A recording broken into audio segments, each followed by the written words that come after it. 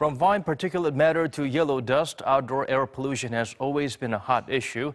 But with people spending more time indoors, including inside their cars, there's growing concern over air quality within such space. For our news features tonight, Cha Sang-mi shows us how Korea is taking steps to eliminate harmful compound in vehicles. Worsening air pollution has been a growing issue around the world, forcing people to seek spending more time indoors. That, of course, includes vehicles. As such, the so-called sick car syndrome is gaining more attention these days. Nausea or headaches, these are some of the symptoms that can be triggered by a variety of materials present in brand new cars. The World Health Organization has recognized interior air pollution of cars is, in fact, a major threat to human health.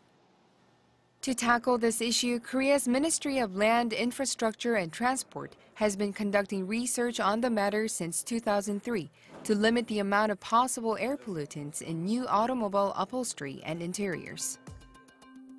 As of last year, data show that the amount of toluene, one of the most harmful industrial chemicals found in 3 major Korean car manufacturers, has decreased exponentially since 2011, when vehicle air quality tests were first implemented domestically. Based on statistics, Korea's Transport Ministry came forth with an initiative to regulate auto air quality measurement globally. And on November 15th, Korea's proposal was selected as the new international standard by the United Nations Economic Commission for Europe. Korea has already been regulating vehicle interior air quality, but just partial discussions were going on internationally. So we presented our standards and formed a working group in UNECE in 2015 and began serving as a chair. Then how is air quality measured?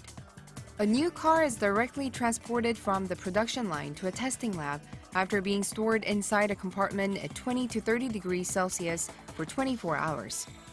For the ambient mode testing, which measures the levels of contaminants inside idle vehicles, the car is ventilated for 30 to 60 minutes, and then measuring tubes are left inside the vehicle for at least 15 hours.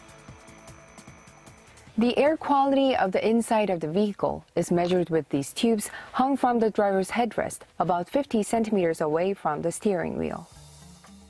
This test, which is done within 28 days of production, aims at determining the levels of 5 volatile organic substances such as benzene, xylene, and toluene, and 3 carbonyl compounds such as formaldehyde and acrylane.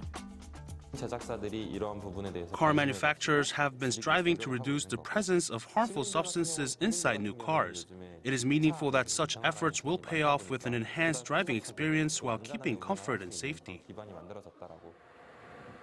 Experts, however, are calling for a more detailed approach in vehicle interior air quality testing.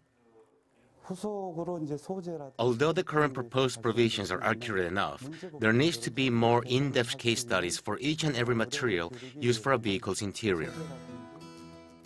With Korea's vehicle interior air quality test procedures having gained international recognition, they are now expected to serve as a stepping stone for establishing a global standard in this field.